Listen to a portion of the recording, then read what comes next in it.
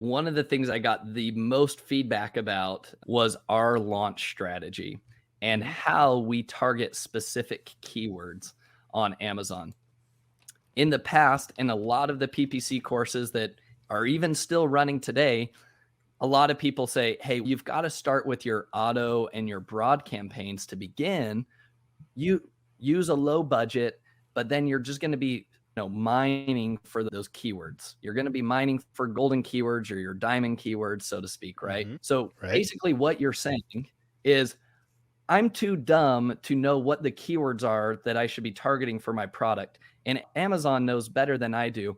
And I'm just going to spend money and let Amazon tell me what's working and what's not. All right. It's a And so, misconception. all right. And so then what's the antidote to that?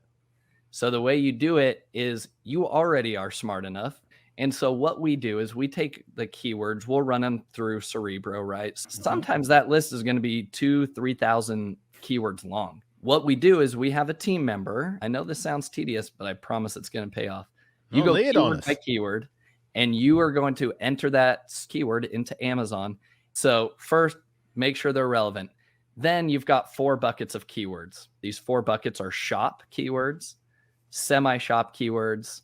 Third would be browse specific, and then browse general. So those are our 4 buckets. Okay. So the pro tip here is when we launch our products, we only launch our keyword campaigns using shop and those semi-shop keywords only. We don't turn on any auto campaigns, no broad campaigns, and we have been crushing our product launches 30 to 50% ACOS consistently for brand new products that have never seen the light of day on Amazon. And so for us, like if that's the ACOS we're getting to begin with, like we're just going to start crushing the competition. Interesting. Wow. That's what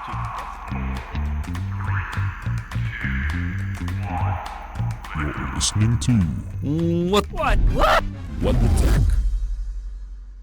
Welcome to the What the Tech podcast, where we talk about business and office technology and put our 20 years of expertise to discussing trends and issues impacting the workplace.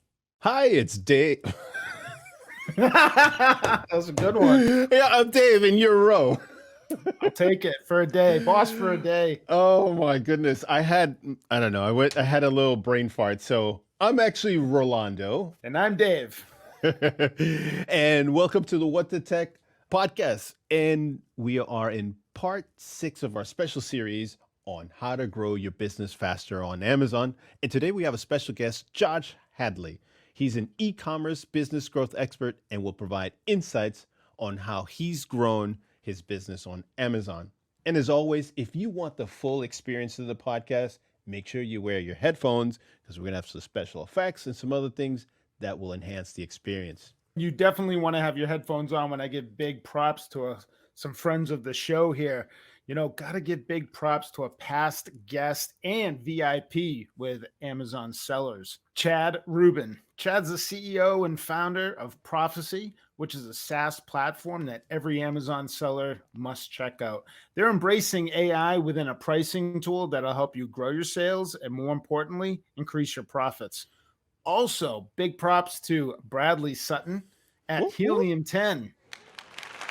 Yeah. Now, this guy, we have a thing or two to learn from him over here, Rolando. He's the host of the Serious Sellers podcast, and they must be doing something right. There's something hot going on over there because they recently surpassed 3 million podcast downloads within 2.5 years. And I heard that recently, in the past 30 days, their last 4 episodes have been breaking download records. So if you're an Amazon seller, make sure that you check out Chad Rubin's interview with us over at circuitloops.com. Make sure that you check out Brad Sutton with the Serious Sellers podcast.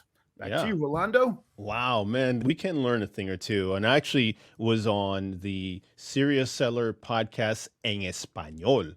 So if you want to go check that out, check that over in Serious Seller podcast Espanol version with Adriana. She was a great host. We talked about a whole bunch, so big props to them. All right, so let's talk about Josh, right? In this episode, we have the pleasure of speaking with Josh Hadley, founder and CEO of Hadley Designs. an 8-figure e-commerce business. Josh has leveraged his skills and passion to build a stationary empire with over 1,300 products. Woo! That's a lot of products. And as a proponent of keeping manufacturing jobs right here in the USA, Josh is proud to say that all of his products are made domestically. He is also the host of eComm Breakthrough, a podcast dedicated to sharing insights and best practice in e-commerce. Let's welcome Josh Hadley. Hey, gentlemen. Hey, Josh. Great to be here. Thanks for the warm welcome. And I love the special effects. I think I'm going to need to add them to my own podcast now. I only have a handful. I mean, I could put like 500 on there, but I only have a handful because it's hard to keep track of all of them. The more you add, you're like, oh, crap, this one. Oh, I want that one. And so I think we made the wise decision with only giving one of us control of an audio board like that.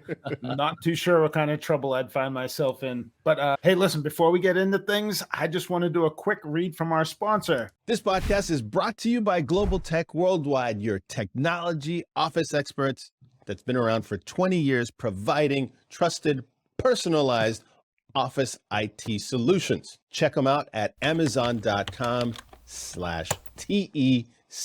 That's amazon.com/TECK. Still paying for slow, outdated business internet? Why would you do that? Everything is so expensive in 2022. But listen, you might not realize you can go to circuitloops.com, instant quotes to easily compare with what you're paying for and find the upgrade that's right for you. It's that easy. Go to circuitloops.com. So let's jump right into it with Josh. Josh, got a question for you. Let's hear it.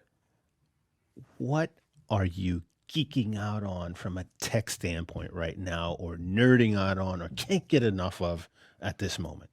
Oh, man. Who isn't talking about Chat GPT right now, right? Oh, yeah. I'm a broken record there. I'm not saying anything new, but man, all the new AI tools that are leveraging OpenAI in the background, we're just scratching the surface right now. And I'm scrambling to try to keep up with it all. You know, Chad Rubin was on my podcast recently as well. And we talked about AI and just like the huge impact that it's going to have in the future. And like the first adopters are going to just start crushing everybody else. So that is something on my mind. We were just talking internally here a couple of days ago. You remember when you came out of college or even high school, on your resume, you had to have how many words per minute you typed. Then you said, these are my internet skills 5 years later. Then that later became, you had to have Google Sheets or Docs. And now I believe the new thing you must have on your resume, if you're looking for a job, is got to be that AI capability. I am an expert, or I have AI certification. At some points, there's going to be some type of courses on certifying people for it. Something that says you can leverage that technology and deploy it or use it within an organization, just like you used to have to put, this is how many words per minute I can type. Yep. No, I completely agree. Plus, I think that I heard this on another podcast recently, and I'm adopting it as well, is having a chief AI technology officer, right? I like that. Not that we'll hire that at a C-level role right now, but hiring a AI officer or director of the business that their entire job is to learn about all the different AI platforms and also how to incorporate ChatGPT into our business, because there's so many processes that we do right now that could be automated or handled by ChatGPT. So number one, it could reduce workload on our existing staff. And who knows, maybe it saves us from having to make an extra hire here or there, but constantly refining our processes and looking at what AI is out there that we could implement in the business. So I see that as a role that I would like to hire for this year. Do you see, from a use case perspective, we're both in the Amazon space. Have you, as a business, have started using it in a way where it's made tangible results? Are there areas where you say, boy, this has made a big difference so far? Yeah, that's a good question. I think that there are processes that we do when we do like our keyword research and going through and removing duplicates and things that would normally take maybe 30 minutes to an hour of scraping something or populating something in a spreadsheet and moving stuff around, being able to create a good prompt, which is the key, and then being able to upload, your spreadsheet or information and being able to have AI do that in 15 seconds rather than the 15 or 30 minutes that it may take a team member. That's where I'm seeing the biggest impact right now. And I know Brandon Young's software, he's coming out with the ability to incorporate AI. Yeah, so he put it on LinkedIn that their data dive in beta with ChatGPT, which is, I think, the next logical step. Somebody's got to put it in. I don't know. In this case, I'm surprised that he's beating, somebody as big as Helium-10 to the punch on this one, because you would think that them or Jungle Scout, because they play in this arena way more, they'd have jumped on the gun. But who knows what'll happen here in the coming months, but he's certainly out to a fast start on that. Totally agree. All right, cool. Let me ask you something else here. I want you to fill in the blank. Amazon sellers should never blank. So let me ask you again. Amazon sellers should never blank. What would you put in there? Man, that's a good question. Amazon sellers should never copy another product or a competitor's product. Okay. And I say that with, you've got to, Amazon as a marketplace, back in the day, you could go out and you just need to go slap your brand name on a spatula, right? Yeah. That's all you needed to do. It could be the exact same spatula as another competitor. You just might have changed the color, or you might have just put your brand name on the bottom of it instead of the top or something like that, right? But it's literally the exact same product.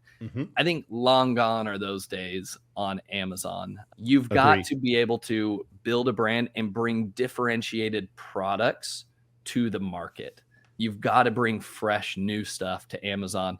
Otherwise, all those people that are pitching the Amazon courses where it's just like, go to Alibaba and just tell them you need your name and your brand on here. Like, those people, they're going to lose. Side hustle. I absolutely, I got to tell you, I don't throw the word hate around, but I really hate when people do a disservice like that. Like just what you're talking about. So many, quote, influencers and people trying to pitch a course that they say, yeah, just go to Alibaba, look for the high ranking product in that category. You go ahead and buy it for 10 cents and then go throw it on Amazon. There's so much more today that goes into making that product launch successful, and not just the launch phase, but carrying it through so that it stays relevant on Amazon.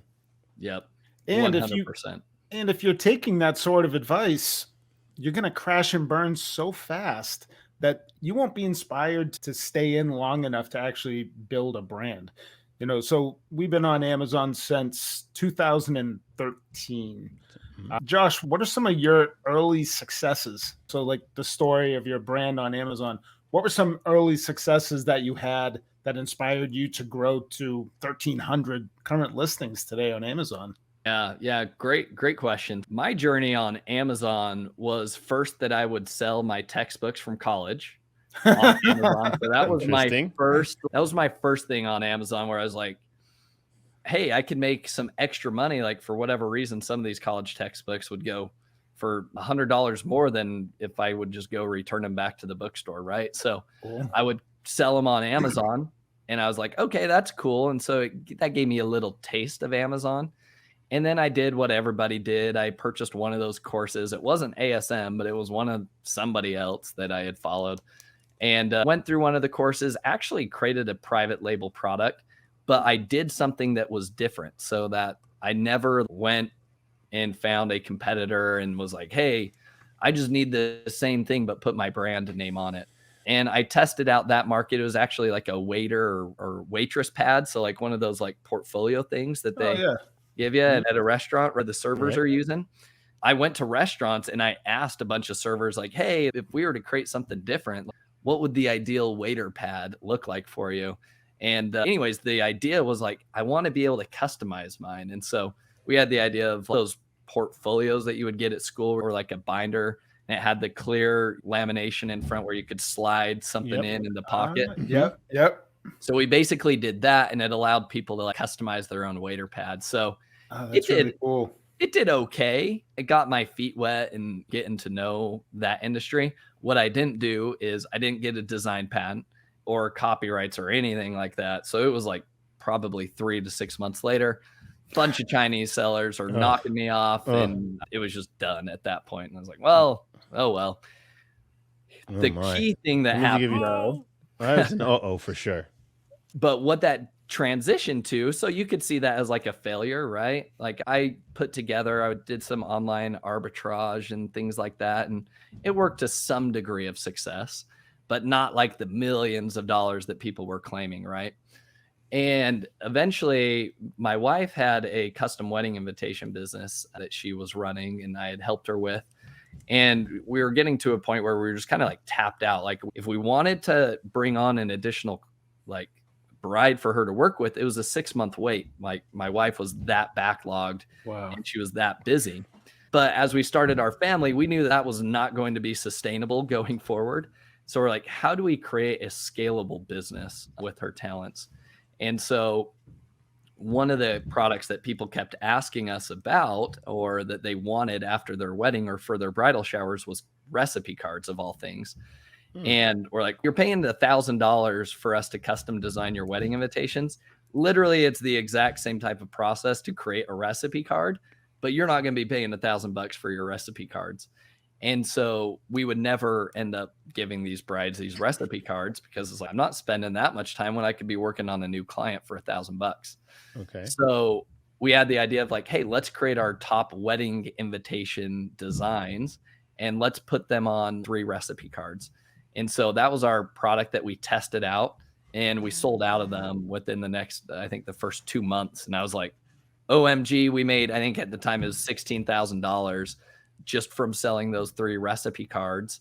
And it was a very saturated market now that I look back on it. Right. But we still did well in that little sliver of a market. And what it did at that point is it inspired me to say, okay, wait, if we could do that with just 3 designs, and we designed them once, and then we had our manufacturer print and just manufacture, ship in the rest to Amazon, like that's a scalable business. So the rest is history. We just continued to launch new product after new product after new product. And that is the core of what we do in our business right now. Is our number one priority in our business is launching new products. So most of our meetings and all of our processes are centered around supporting, bringing up or creating new products and bringing them to the market.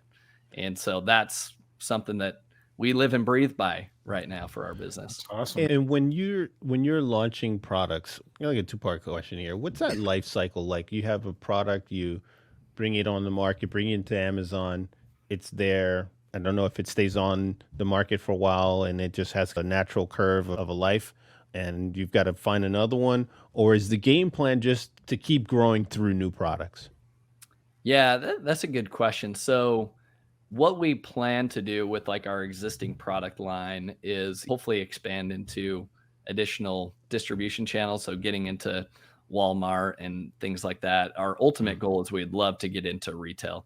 We see a lot of our competitors that are on retail store shelves and are also on Amazon. We're running circles around them on Amazon. And so our hope is that we could be able to go to these big box retailers and be like, so, you know, these guys that you have on your store shelf, we're crushing them on Amazon. How about you replace theirs with ours, right? Nice. Or how about you give us some of that shelf space, because we've already proven that our products are selling better than these. So that's kind of our 3 to 5 year game plan right now, is moving into retail. But going back to the earlier question is, what's product life cycle look like? We still have those 3 recipe cards. Now they're not doing the amount of volume that they originally did, but they're still there. And so I think everybody refers to the Amazon product life cycle about 3 to 5 years, which I think tends to be true. Okay. Interesting. And once those products reach maturity, you're just going to play maintenance on them? Do you pull back on PPC with them? or they're ranking fairly well, so we don't have to invest as much. What's your take on that once the product starts maturing? Yeah. So once a product's matured, if we are maintaining good organic rankings on them, then we're just going to let them ride. We'll continue to make sure we support them with PPC. And if we notice any downward turn on the organic rankings, we'll boost up some of that PPC and support it. But outside of that, unless we start to see like shifts in the market overall, we'll let it ride out as long as possible if we're maintaining our market share.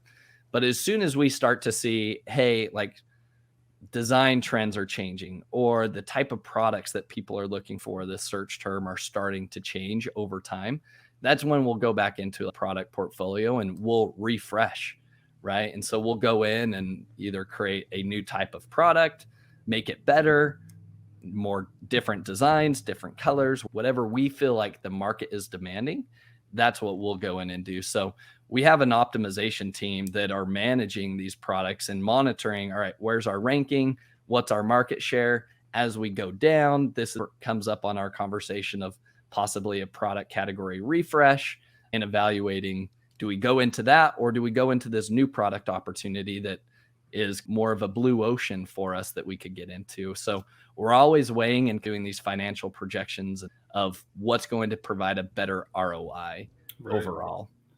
Well, we look at these podcasts and conversations as an opportunity for us to learn from other sellers. We're trying to obviously maintain and grow our market, and with our brand and brand loyalty, we're trying to build some brand loyalty using Amazon as a vehicle. So are you able to build a brand loyalty? Do you have return customers? Is there something unique about your solutions where that's the solution, that's the product, and your customer continues to come back? What are you doing to build that loyalty towards your products? Yeah, I think that is the long game plan of Amazon for any Amazon sellers. You need to build a brand and start building your brand off of Amazon so that you have your own list of customers that you're able to target to. Here comes a pro tip. Josh, drop some knowledge on what you guys are doing to build off Amazon strategies. Go for it. Yeah, so we have two ways that we're building our audience. Number one is we're redesigning our Amazon storefront and really focusing on like pointing people to that follow me button, right? Because Amazon's kind of doubling down on giving brands a voice to their customers, so to speak. There's that Amazon engagement platform, which, has mixed results. We haven't yet tested it. I'm still waiting to hear what other people are doing with it. But what we do off of Amazon is that each of our products have on the product packaging has a free gift included. And one thing that we do as a sense of urgency is we say, hey, you need to scan this QR code within 24 hours, right? Now, nobody's on the packaging. Okay. Yep. Nobody's actually monitoring whether they scan it within 24 hours after receiving it. But the customer thinks that, oh, there's got to be something to this, right? And so they'll scan it and they end up joining our text list. I know a lot of people talk about, hey, build your email list. And man, email is just so hard to get those open rates. And most people, it just goes to spam or junk. And everybody's so used to just giving, like, I have my own spam, promotional email address that I give everybody. It's like, okay, you need my email, here you go. And then I never get any of their promotions, right? So what we've doubled down on is we want the text opt-ins. Okay. So as soon as they scan the QR code, it immediately populates a text message on their phone, and all they have to do is click the send button. That adds them to our text flow. And then from there, our text open rates are obviously huge. Who doesn't open up a text message? And then the click-through rates are much higher as well. And so number one, that's one of our most powerful ways of getting feedback from our customers. Okay. And also reaching out to them to know, hey, what type of designs or what type of products do you guys want? Text. You ask those questions via text? Yep, through text. And because there's like a little survey thing that you could add into those texts. The text platform that we use is Simple Texting. Love it.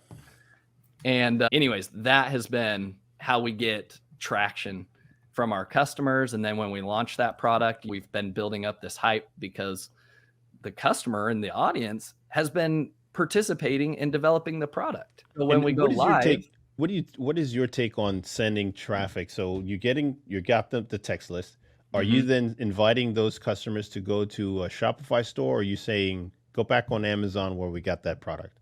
Yeah, going back on Amazon right now, we continue to just double down on Amazon because that's going to have the greatest flywheel. And to a listing or to a store? I heard you say Amazon store. I'm asking because I'm asking sellers like yourself. So we have an Amazon store too. And we're trying to figure this thing out as well as on the store, because you said the follow button, which is on the store. And there's some people that say the listings perform well if you send them there. I tend to think because there's no competition, no ads on your Amazon store, hey, why not send them to the Amazon store instead? Yep. So we're big proponents of the Amazon storefront for those reasons that you mentioned. It removes all of the competition, right? And in addition to that, you could create your own promotional messaging there. So one of the ideas that we have as we redesign our storefront right now is that we're going to have different promotional messages of, hey, if we want to start tying, I guess, influencing the frequently purchased together section, right, for a product, then what we're going to do on those new products is simply say, hey, we feel like one of our existing products is going to be a great companion item or could be a companion item to this new product. Then we'll go to that store landing page for that companion product. And we'll say, hey, check out this new product and get 20% off when you add both to cart. And then likewise, we could have our own messaging, whatever we want, on that storefront page that we can drive traffic from that text list to our own store page. But another reason why we do that is because a lot of our products, there's a lot of variations. And so if you just send them to one detail page, they might like the pink version, but send them to the blue version first and they're out, right? So storefront page, if you have variations or anything like that, there's no other option in my mind than doing the store. Oh, awesome. Well, that's somewhere where we're definitely going to try to double down on. We're experimenting ourselves with that, creating hero pages. So it's one huge page with that product, more details, videos, other things, just as if you were building a Shopify store in essence. And we're thinking of also supporting that with videos. So we have videos on every product detail page, but how-to videos and in condensed form. And again, just looking at this, if we were building a Shopify store. And so how do you support that rather than just to have a grid of products? But before we jump into more discussion, I want to bring something in because I think you've already stumbled on some of this. We've got a segment we call Best Kept Secrets. Well kept secrets, well kept secrets. Gotta keep them safe and sound. Well kept secrets are just like diamonds. And we want to give credit for the composition on that song to ChatGPT, and we call ChatGPT around here Eddie. So we want to credit Eddie for composing that song. And I can't remember there was another AI that we used to actually put that. Those are all AI, the music, all of that. So if I were to ask you, Josh, and I think you've maybe said some of this already, but I want to put it here in like the top 3 best kept secrets so that you can thrive on Amazon. Would you say you said variations? You're saying maybe text messages, doubling down on the store. We've got 3 there. Would you say those are the best kept secrets about Amazon, or would you add some more or some others in that mix? That's a great, yes. Let's go back from the top. So you've got the text messaging, right? Text messaging. You've got the storefront. Mm-hmm. And what was your other one? Now you got me. I already forgot. Store. You mentioned variations. Variations. And I think that you were going to talk maybe about PPC. There was something around PPC that I wanted to ask you, but we've got 4. We can go as many as you want. That would be, so PPC would be my other like best kept secret. Okay. And what about it? So the main thing that we do and that a lot of people don't do, and this kind of correlates with variations, is advertising your own products on your own detail pages. Get ready for a pro tip. Josh, what's going on with PPC? Yeah. So PPC, one thing that a lot of people steer away from or that they don't do is advertising their own products on their own detail pages. So we call these our defensive campaigns. And Lego is the best brand to look at that does this. If you go to Lego, it will be very hard to find another competitor advertising on their storefront page. They've done a fantastic job of any of those related products that you see or the sponsored Related sponsors, a whole row of them at the bottom of the page or somewhere in there. Yeah. And if I'm searching for like an Ninjago Lego kit, they're offering me up some other Ninjago sets as well. But I'm also just seeing a whole other collection of the other types of products that they offer. So I see that as a fantastic way to cross promote. Now they've got to be somewhat relevant, right? Cross promote relevant products that you feel like somebody would be interested in, right? And it can also influence that frequently purchased together section by doing that. But that in combination with A+ content, that allows you to keep all of that traffic going to your brand rather than clicking off and going to your competitor's brand, at which point, good luck getting them back. Yeah. If you wanted to pull that off, and I've seen this with a couple of CPG brands, how do you do that? If you were advising a seller that's listening to us on Amazon or a brand, and they want to go ahead and at the related products, is that something that you're doing in sponsored brands? Is it sponsored display? Is it sponsored products? How do you pull that off where you're defending your page essentially with other related items? Yeah, good question. So we do that in sponsored products and then sponsored display, both of them. Okay. So that's where we set them up. And sponsored display, the bummer part about that is it's more impressions driven. And then it's kind of like attributing a lot of sometimes even your organic sales to that. So you're going to see a really low, at least we have, when we upload like our defensive product targeting campaigns to sponsored display, our ACOS will be like 1%. But that's because it's just attributing, if anybody saw, let's say they're on my detail page, right? And my product showed up as an impression, the customer never clicked it. Who knows if they even looked at it or paid attention to it. But because it showed up on that page and then the customer ended up converting on that product or another product, it's showing up as a conversion. So don't think that you're just crushing it when you see like a 1% or 0.5% ACOS, because you're just attributing a lot of like organic data to that. So that's one thing to be aware about with sponsored display. But we do sponsored products as well. And each of them will fill up those buckets and those related products down below at different times. Gotcha. Once you have that buyer's attention on your page, how hard it is to keep them there. And if they happen to venture off. So I'm thinking about what Lego's doing and what you're doing and how we can apply that. It's almost like decoys out there. When I'm on listings, I don't like leaving where I am. And I try not to let these things get my attention, but sometimes it does. And sometimes I'm then lost. I don't click on those things because I don't want to leave. There's something on that main listing that's grabbing my attention. I'm sold on that brand. I like the information I'm receiving. But I think that approach that you're taking and that Lego's doing is something to explore. And I think other Amazon sellers should be exploring that as well. Yeah. And I've been hearing this defensive strategy more. And it's amazing when you look at different categories, the companies that are usually top 5 in that category, they tend to deploy this strategy. And you're confirming kind of something that I'm seeing as well. And, is it worth it? It takes up space, it's defensive, keeps the competition out. It's definitely worth looking into. And with Amazon really kind of taking a turn, and I'm sure you're seeing this as well, Josh, is Amazon's been under pressure. They've been cutting back on employees. PPC's becoming more and more of the profit story for the company. Where do you see Amazon, or if you had a prediction to make about Amazon, where do you see that they're headed, given all of these headwinds that they've had as a company, and how those things can translate into what we're going to see on the platform?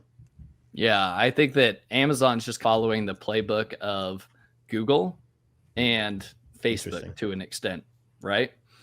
And why do I say that? You're already seeing this transition happen on Amazon. And I did this in a presentation that I did recently on the Convert More Clicks Summit. And what I showed is when you search for, the keyword was toothpaste that I used in the example. Before you can even scroll down the page, right? And I zoomed out on my screen to like 50%, right? So I could see like a good number of listings. I think I could see like 20 listings on the desktop. 60% of what was on the first page of Amazon was all ads, right? Wow. There were five organic rankings. That was it. 5 organic rankings that were actually showing up. I can't remember what and were those 60%. Dispersed throughout those 5, kind of dispersed, or were they all clustered in 1 through 5? They were like clustered in 1 through 5. Like one was at the top, one was hanging off the edge, and then below that was a row of 4.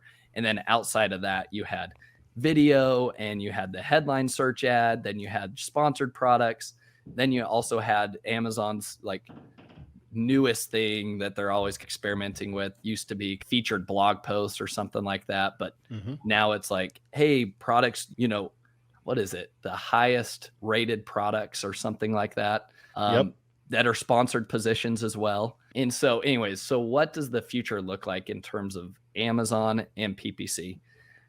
I wouldn't be scared to say that 75% of the listings on page 1 are going to turn into Amazon or sponsored ad slots, period. And that's the trend. Yeah. You've got to get really good at becoming profitable with ad spend, and then using that ad spend to influence your organic rankings. And that's ultimately what PPC should be used for, is to support, first and foremost, your organic rankings. So do you want another pro tip? Get ready for a pro tip. Go ahead, Josh. Lay it on us. All right. So here's the pro tip. One of the things I got the most feedback about when I did the Click Summit, when I talked about PPC, was our launch strategy and how we target specific keywords on Amazon. In the past, in a lot of the PPC courses that are even still running today, a lot of people say, hey, you've got to start with your auto and your broad campaigns to begin. You use a low budget, but then you're just going to be mining for those keywords. You're going to be mining for golden keywords or your diamond keywords, so to speak, right? So basically what you're saying is, I'm too dumb to know what the keywords are that I should be targeting for my product. And Amazon knows better than I do. And I'm just going to spend money and let Amazon tell me what's working and what's not. All right. Yeah, I've heard of this. I've heard this kind of philosophy. Yep. It's a misconception. Right. And so then what's the antidote to that? So the way you do it is, you already are smart enough. You've already built your listing centered around those keywords, or at least you should have. And so what we do is we take the keywords, we'll run them through Cerebro, right? So we'll take our top 10 competitors, we'll put them into Cerebro, we'll download all of the keywords that anybody is ranking on page 1 for, right? Sometimes that list is going to be 2,000-3,000 keywords long. This is a long list, right? Indeed. What we do is we have a team member, and various team members are assigned. They will go through keyword by keyword. I know this sounds tedious, but I promise it's going to pay off. You go keyword by keyword, and you are going to enter that phrase or keyword into Amazon. And then you are going to determine, and we've got 4 kind of classifications of keywords. You've got to determine first whether that's a relevant keyword or not, right? Okay. So let's just assume that they're relevant ones, not even the ones that are irrelevant out of the picture. Yep. So first, make sure they're relevant. Then you've got 4 buckets of keywords. Okay. And here's the criteria that we use. And we have these 4 buckets are shop keywords, semi-shop keywords. Third would be browse specific, and then browse general. So those are our 4 buckets. Okay. So what are these 4 buckets? A shop keyword is something where your competitors that you would consider, like, yeah, this is an identical competitor, not like the same product, but this would be an equal substitute for my product, right? If you see on page 1, more than 75 to 80% of those results are like similar competitors, then you can be confident, like, this is a shop keyword. When people search this search term, they end up buying these types of products, right? Because Amazon's not going to rank something that's not converting on page 1. Could I rephrase that almost as if the consumer intent or the buyer intent is higher with shop versus your lowest one, which is browser general? Yep. Interesting. You're completely right.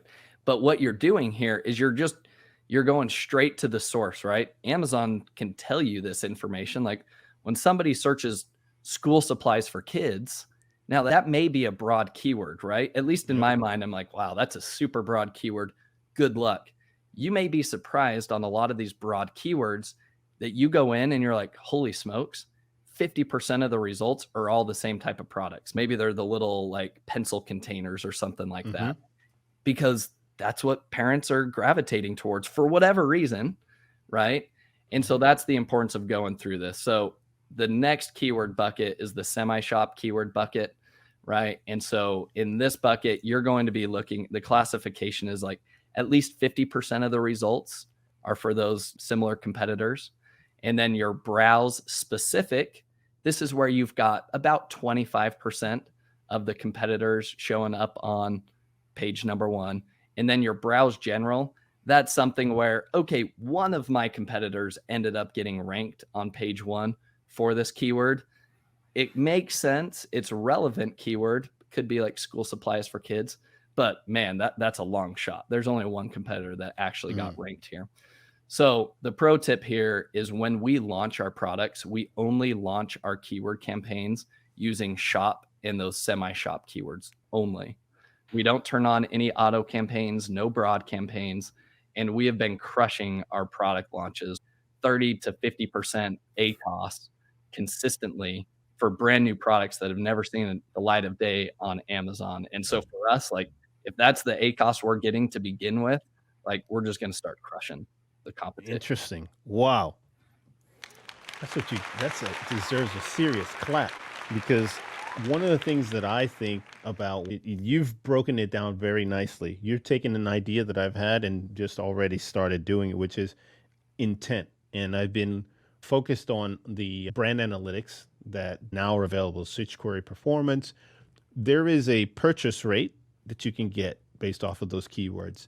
There's obviously the add to cart rate that you can get, as well as the click rate off of all of those keywords. And you can clearly see that some keywords or search terms will drive more purchases, like the rate.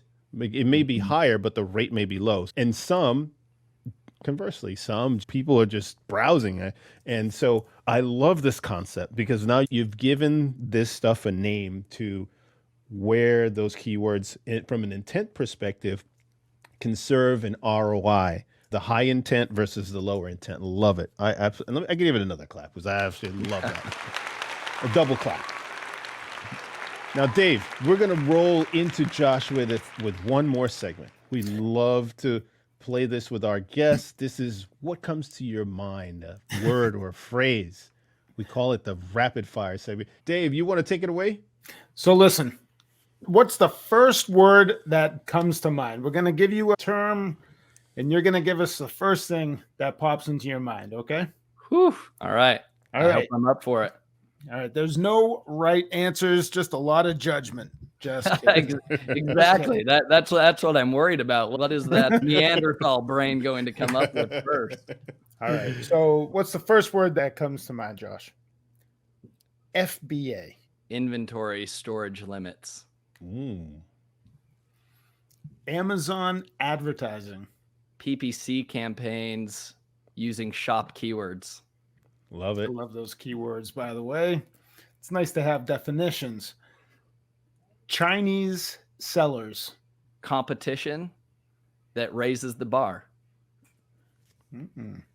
We have an acronym for this one, but I'll just say it. Amazon seller support. Not helpful. One that's near and dear to our hearts here. Video responses to Amazon questions. Brilliant. Rolando, I'll throw the next 5 your way. All right, here we go. Drone deliveries. Very cool. Walmart versus Amazon.